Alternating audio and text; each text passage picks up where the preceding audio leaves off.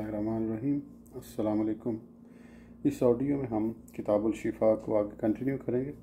उससे पहले अगर आपने सब्सक्राइब नहीं किया तो सब्सक्राइब कर लें और बेल आइकन प्रेस कर दें। तो शुरू करते हैं। फ़सल नंबर 24, अल्लाह ताला की तरफ से हिफाजत व किफ़ायत।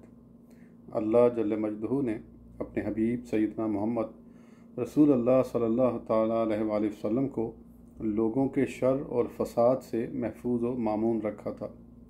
चुनाचा इसी अमर की इतला देते हुए फरमाया गया था, वल्लाहु यासिमुका मिनन्नास, और अल्लाह तुम्हारी निगहबानी करेगा लोगों से। इस सिलसिले में ये भी वादा खुदाबंदी है, वस्बिर लिहुक्मी रब्बिका फ़इन्नका बिआयुनिना, और ए महबूब तुम अपने रब के हुक्म पर ठहरे रहो कि बेशक तुम हमारी निगहदाश्त में हो। नीज़ ये मुजद्दा जानफिजा भी सुनाया हुआ है, अलैहिस्सल्लाहु बिकाफिन अब्दा, क्या अल्लाह अपने बंदे को काफ़ी नहीं।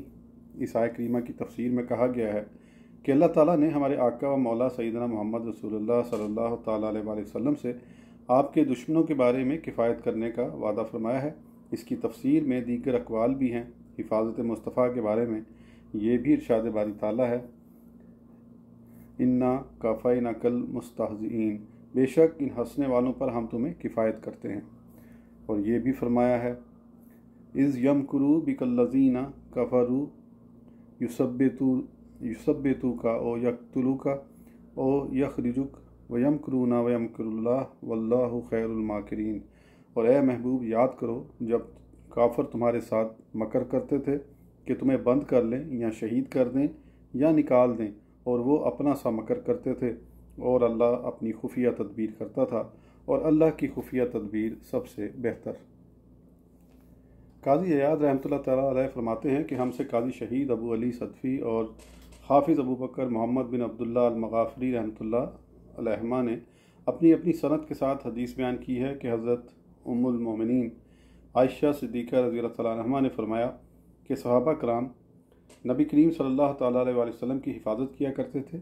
जब आया करीमा वल्लाहु यासिमुका मिनन्नास नाजिल हुई तो सरवर कौनो मकान सल्लल्लाहु तआला अलैहि वसल्लम ने काशाना अक़दस से सर मुबारक बाहर निकाल कर फरमाया कि लोगो तुम अपने घरों को चले जाओ, क्योंकि मेरे परवरदिगार ने मेरी हिफाजत का ज़िम्मा ले लिया है।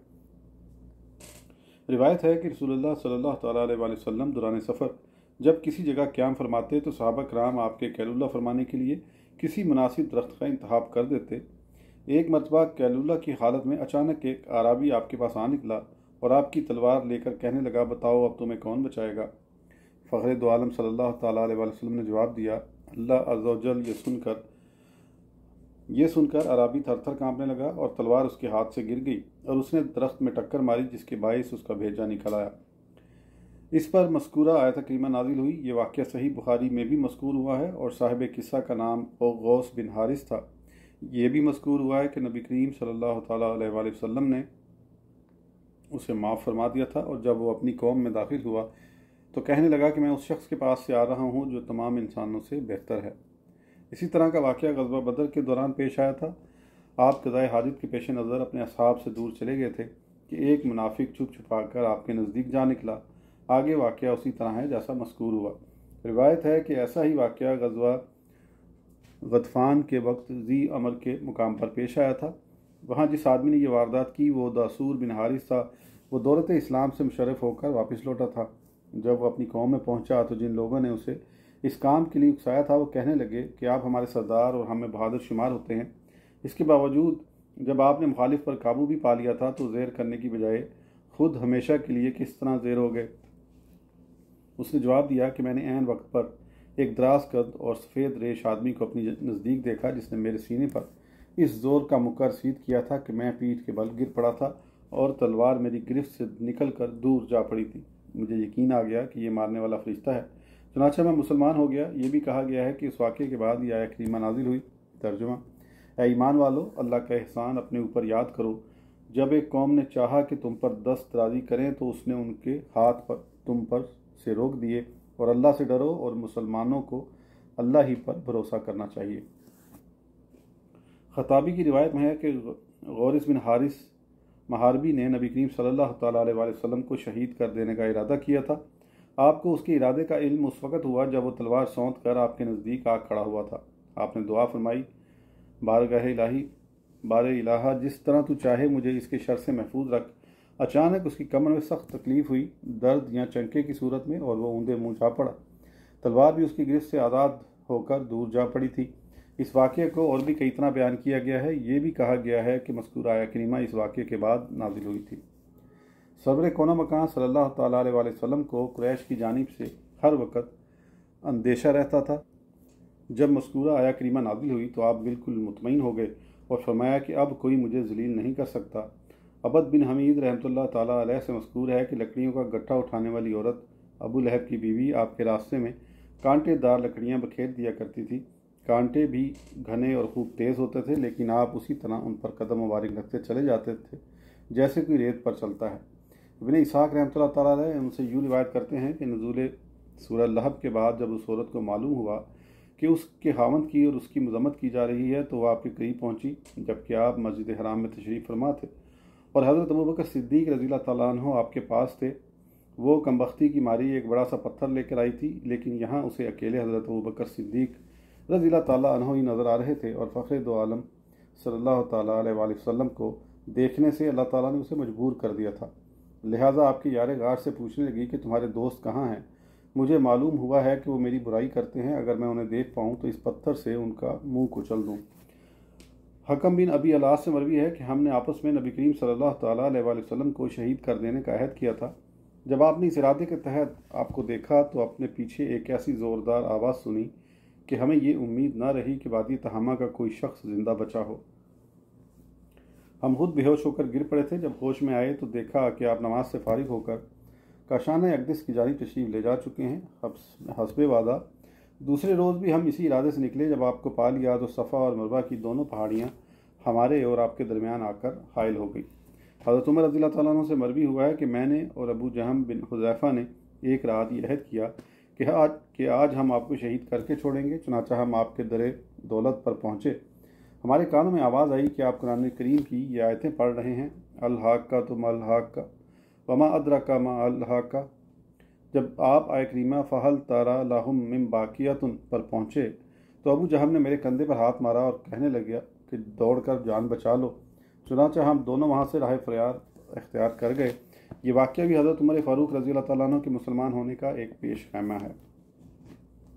इबरत दिलाने और मुकम्मल कफ़ालत को ज़ाहिर करने के वाक़यात में से ये भी है कि जब कुरैश ने आपको कत्ल की धमकी दी, बल्कि एक रात उन्होंने मिलजुल कर आपके दर दौलत को घेर लिया। आप उनकी मौजूदगी में कमाल इत्मीनान के साथ बाहर तशरीफ़ ले गए और उनके नज़दीक से गुजर गए। अल्लाह ताला ने इन काफरों की आंखों को आपके देखने से आजिज़ कर दिया और उनके सरों में ज़िल्लत और रुसवाई की खाक डाल दी। बस फ़ख्र दो आलम सल्लल्लाहु ताला अलैहि वसल्लम उस मकाम से ज़िंदा सलामत निकल गए। चुनाचा ऐसे कितने ही मौजज़ात हैं कि अल्लाह ताला ने आपको दुश्मनों की निगाहों से पोशीदा रखा और इस तरह आपकी हिफाजत फरमाई।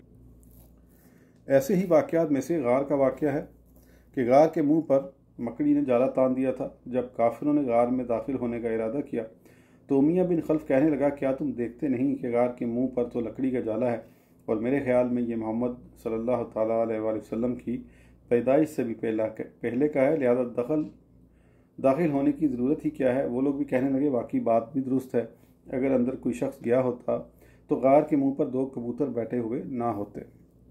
इसी तरह का वाक़या हिजरत के वक्त सराका बिन मालिक बिन जाशम का है। कुरैश ने आपके हिजरत कर जाने के वक्त आपको और हज़रत अबू बकर सिद्दीक़ रज़ियल्लाहु ताला अन्हु को पकड़ कर लाने के लिए 100 ऊँट इनाम देने का ऐलान मुश्तहर कर दिया था। उसे मालूम हो गया था कि आप फ़लाँ रास्ते से तशरीफ़ ले गए हैं, लिहाजा इनाम के लालच में घोड़े पर सवार होकर आपके पीछे दौड़ा। जब वो आपके नज़दीक पहुंचा तो हबीब परवरदिगार की दुआ से घोड़े की टांगें ज़मीन में धंस गईं। उसके बाद उसने तीर अंदाज़ी करके फ़ाल निकाली। फ़ाल उसकी मर्ज़ी के ख़िलाफ़ निकली। उसके बावजूद दोबारा आपके नज़दीक आ पहुँचा।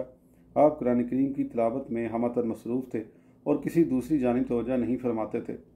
हज़रत अबू बकर सिद्दीक़ रज़ियल्लाहु ताला अन्हु ने उसे देख कर बारगाह रिसालत में अर्ज़गुज़ार हुए, हजूर दुश्मन फिर हमारे करीब आ पहुँचा है। आपने फरमाया, गम न खा, अल्लाह ताला हमारे साथ है। चुनाचा दूसरी दफ़ा भी उसके घोड़े की टांगें ज़मीन में धंस गईं और वो गिर पड़ा। उसने घोड़े को खूब डांटा डपटा, लेकिन उसकी ٹانگوں کے پاس سے دھواں سا نکلتا ہوا محسوس ہوا۔ مجبوراً وہ بارگاہ رسالت سے امان کا طلبگار ہوا۔ آپ نے اسے تحریری امان نامہ مرحمت فرما دیا۔ اس امان نامے کو ابن فہیرہ نے تحریر کیا، اور بعض حضرات کا قول ہے کہ حضرت ابوبکر صدیق رضی اللہ تعالیٰ عنہ نے تحریر کیا تھا۔ سراقہ نے نبی کریم صلی اللہ تعالیٰ علیہ وسلم کو قریش کے حالات بتائے، اور آپ نے اسے تاکید فرمائی کہ اپنے ساتھیوں کو اس جانب نہ آنے دے۔ چنانچہ واپس ہوتے وقت ادھر آنے والوں کو وہ یہ کہہ کر لوٹا دیتا کہ ادھر جانے کی ضرورت نہیں، کیونکہ ادھر تو دور دور تک میں خود تلاش کر آیا ہوں۔ یہ بھی کہا گیا ہے کہ اس نے بارگاہ رسالت میں عرض کی تھی کہ آپ دونوں نے میرے لیے بد دعا کی ہے، آپ میرے لیے دعا فرمائیے۔ آپ نے دعا فرمائی اور زمین نے اسے چھوڑ دیا۔ اس سے سراقہ کے دل میں نبی کریم صلی اللہ تعالیٰ علیہ وسلم کی صداقت جاں گزی ہو گئی تھی۔ دوسری خبر میں ہے کہ ایک چرواہے نے آپ دونوں کو دیکھ لیا تھا، چنانچہ وہ قریش کو اطلاع دینے کی غرض سے مکہ مکرمہ کی جانب دوڑا۔ جب شہر میں داخل ہوا تو اس کے دل کی کیفیت یہ ہو گئی تھی کہ اسے یہ بھی یاد نہیں رہا کہ وہ کیوں یہاں آیا ہے اور اسے کیا کرنا چاہیے۔ چنانچہ اسی طرح اپنے ریوڑ کی طرف لوٹ گیا۔ ابن اسحاق رحمۃ اللہ تعالیٰ علیہ نے ذکر کیا ہے کہ ابو جہل ایک بڑا سا پتھر لے کر نبی کریم صلی اللہ تعالیٰ علیہ وسلم کے پاس پہنچ گیا۔ جب اس نے آپ کو مارنے کا ارادہ کیا تو قریش کے بعض دیگر افراد بھی دیکھ رہے تھے، اور فخر دو عالم صلی اللہ تعالیٰ علیہ وسلم اس وقت مصروف نماز تھے۔ پتھر ابو جہل کے ہاتھوں سے چپک گیا اور اس کے بازو شل ہو گئے۔ مجبوراً وہ الٹے پاؤں لوٹنے لگا اور جاتے ہوئے عرض گزار ہوا کہ میرے حق میں دعا فرمائیے۔ آپ نے اس دشمن کے لیے بھی دعا فرمائی اور اس کے بازو درست ہو گئے۔ ابو جہل نے قسم کھا کر قریش سے وعدہ کیا تھا کہ آئندہ اگر اس نے محمد صلی اللہ تعالیٰ علیہ وسلم کو دیکھا تو ان کا سر پھوڑ دے گا۔ لوگوں نے ابو جہل سے ناکام و نامراد لوٹنے کی وجہ پوچھی تو اس نے بتایا کہ میرے اور ان کے درمیان ایک ایسا اونٹ آ کھڑا ہوا تھا کہ میں نے اتنا بڑا اونٹ پہلے کبھی نہیں دیکھا تھا، اور وہ منہ پھاڑ کر مجھے کھانا چاہتا تھا۔ سرور کون و مکان صلی اللہ تعالیٰ علیہ وسلم نے بتایا کہ اونٹ کی شکل میں خود حضرت جبرائیل علیہ السلام تھے۔ اگر وہ میرے نزدیک آنے کی کوشش کرتا تو یہ پکڑ لیتے۔ امام ابو اللیث سمرقندی رحمۃ اللہ تعالیٰ علیہ نے بیان کیا ہے کہ فخر دو عالم صلی اللہ تعالیٰ علیہ وسلم کو شہید کر دینے کے ارادے سے بنی مغیرہ کا ایک شخص آپ کے نزدیک پہنچ گیا۔ اللہ تعالیٰ نے اس کی بینائی سلب کر لی اور آپ متعلقاً اسے نظر نہیں آئے۔ آخرکار وہ کلام الہی سن کر اپنے ساتھیوں کی طرف لوٹ گیا، لیکن وہ بھی اسے نظر نہیں آتے تھے، یہاں تک کہ انہوں نے اسے آواز دے کر اپنی جانب بلایا۔ کہا گیا ہے کہ ان دونوں واقعات کے بارے میں یہ آیتیں نازل ہوئی ہیں۔ ترجمہ: ہم نے ان کی گردنوں میں توق کر دیے ہیں کہ وہ ٹھوڑیوں تک ہیں، تو یہ اوپر کو منہ اٹھائے رہ گئے، اور ہم نے ان کے آگے دیوار بنا دی اور ان کے پیچھے ایک دیوار، اور انہیں اوپر سے ڈھانک دیا تو انہیں کچھ نہیں سوچتا۔ ایسے ہی ابن اسحاق رحمۃ اللہ تعالیٰ علیہ اور بعض دیگر حضرات نے بیان کیا ہے کہ سرور کون و مکان صلی اللہ تعالیٰ علیہ وسلم اپنے بعض اصحاب کو ہمراہ لے کر ایک دفعہ بنی کریتا کی جانب تشریف لے گئے۔ اسی دوران احباب سمیت آپ ایک دیوار کے سائے میں بیٹھ گئے۔ عمرو بن حجاج نے ایک شخص کو تیار کیا کہ وہ دوسری جانب سے اچانک جا کر چکی کا پاٹ آپ کے سر پر دے مارے۔ فخر دو عالم صلی اللہ تعالیٰ علیہ وسلم فوراً اٹھ کھڑے ہوئے اور ہمراہیوں سمیت مدینہ منورہ کی جانب لوٹ آئے۔ آپ نے صحابہ کرام کو ان لوگوں کا ارادہ بتا دیا تھا۔ ایک قول یہ ہے کہ اسی واقعے کے بعد یہ آیت کریمہ نازل ہوئی تھی۔ ترجمہ: اے ایمان والو، اللہ کا احسان اپنے اوپر یاد کرو۔ جب ایک قوم نے چاہا کہ تم پر دست درازی کریں تو اس نے ان کے ہاتھ تم پر سے روک دیے۔